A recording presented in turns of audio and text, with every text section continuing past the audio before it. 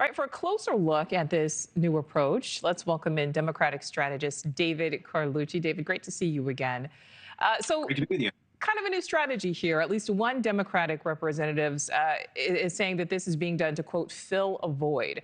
Would you agree? Is this a strategy you think that will work?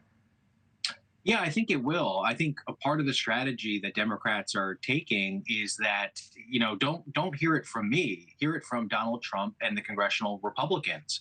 And that's basically what's happening. I think this is a major setback for congressional Republicans.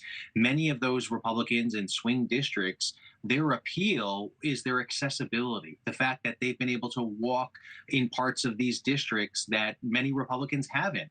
And with Joe Biden being on the top of the ticket previously, president, they had someone to blame. And it was easy for those congressional Democrats or congressional Republicans. Now you have this switch, and I think you have just regular people that maybe were not as politically involved are just really upset and concerned about what they see coming out of the White House and the lack of any congressional Republicans standing up to Donald Trump and putting their district first. And that's a real problem. So I know the Republicans are going to say, oh, these are paid agitators. Well, that is just not true. And we've heard it from Hakeem Jeffries. He is denied that.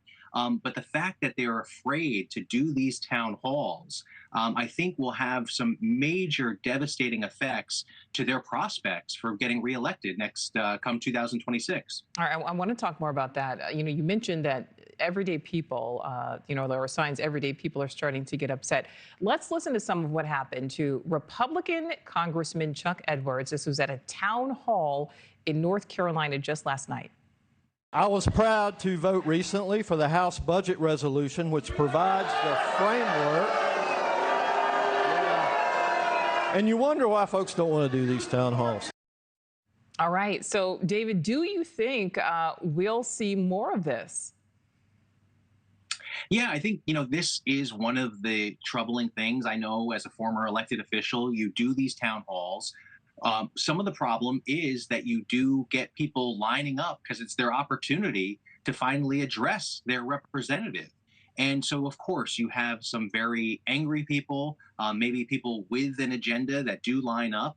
But you also have a new wave of people that are getting involved in the political system and are just don't know what to do. So they go to these town halls and they might not be the most polished, but these are just regular people that don't have a political science degree, haven't worked for government, and they're just very concerned, asking questions. But I think that this does sometimes deteriorate into a shouting match. But it's a real problem if one party is just not showing up and doing them. I think it leads to many problems, particularly these districts that are read by 90%. We're not going to worry about those districts. But these swing districts that you call the purple districts, there's not many of them, but that's where you have to go out and you have to press the flesh. You can't do it from a teletown hall. Of course, that's one avenue. But I think what really makes these Republicans appealing to the public is that accessibility. And if you shut that window down, that's going to have a major problem in terms of their prospects for reelection. All right. So for anybody watching who is not familiar with what David's talking there, it's because the head of the GOP's campaign arm has suggested this moratorium on those public events, things like those town halls. Do you think, David, that Republicans may need to change their tactics if this continues? They're going to have to figure out how they put some daylight between themselves and Donald Trump. And that, I think, is the real obstacle. That is going to be the master class that they're going to have to figure out in terms of how do they show their constituents that they can be independent. Because I think once you get past the hyper-partisanship, independents that are still, trying to make up their mind and can go with a Democrat or a Republican, they want their congressional member to have a voice and, more importantly, have a spine. I know here in New York State, the CHIPS Act has been extremely important to New York State. We have a record amount of investment into upstate communities.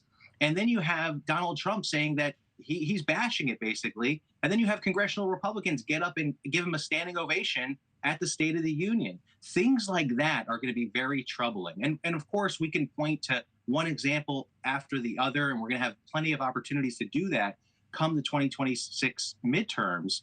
But the problem that I'm talking about is really that how do they distance themselves from a person that demands 100% loyalty and above and beyond? That's going to be a real problem for these congressional Republicans, and I'm not sure how they're going to do that. Thanks for watching. Go to joinnn.com to find News Nation on your screen. And don't forget to click the red subscribe button below to get more of News Nation's fact-driven, unbiased coverage.